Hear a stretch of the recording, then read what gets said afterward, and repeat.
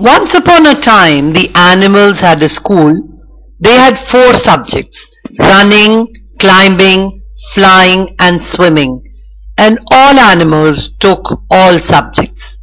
The duck was good at swimming, better than the teacher, in fact. He made passing grades in running and flying, but he was almost hopeless in climbing. So they made him drop swimming to practice more climbing. Soon he was only average in climbing. But average is okay, and nobody worried much about it except the duck. The eagle was considered a troublemaker. In his climbing class, he beat everybody to the top of the tree, but he had his own way of getting there, which was against the rules. He always had to stay after school and write "cheating is wrong" 500 times. This kept him from soaring, which he loved, but schoolwork comes first. The bear flunked because they said he was lazy, especially in winter. His best time was summer, but school wasn't open then. The penguin never went to school because he couldn't leave home, and they wouldn't start a school out where he lived. The zebra played hooky a lot because the ponies made fun of his stripes, and this made him very sad. The kangaroos started out at the top of the running class, but got discouraged trying to run on all 4s like the other kids. The fish quit school because he was bored. To him all 4 subjects were the same, but nobody understood that. They'd never seen a fish. The squirrel got A's in climbing, but his flying teacher made him start from the ground up instead of the treetop down. His legs got so sore practicing takeoffs that he began getting C's and D's in running. But the biggest problem was the bee, so the teacher sent him to Dr. Owl for testing. Dr. Owl said that the bee's wings were just too small for flying. Besides, they were in the wrong place.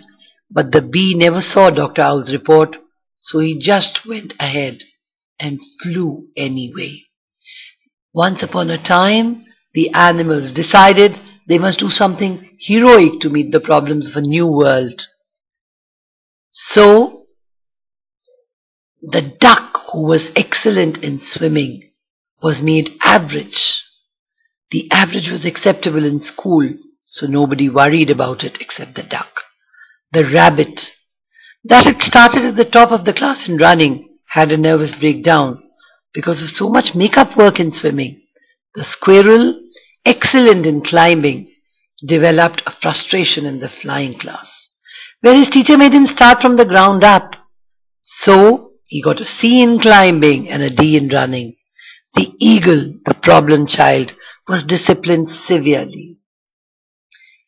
At the end of the year, an abnormal eel that could swim exceedingly well and could also run, climb, and fly a little had the highest average and was named valedictorian.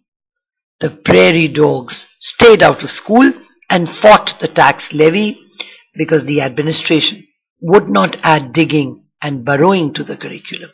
They apprenticed their child to a badger and later joined the groundhogs in order to start a successful private school. There is much truth in this piece. I hope that not only those who currently think that the traditional school system is the best place to get an education will really hear the point of the story, but also homeschooling parents who are bound to school at home. The original parable was written in the 1940s by George H. Ravies, Assistant Superintendent of Schools in Cincinnati, Ohio.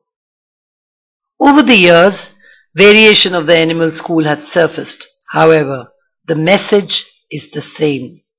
Don't let your child be an eel or an eagle. Thank you.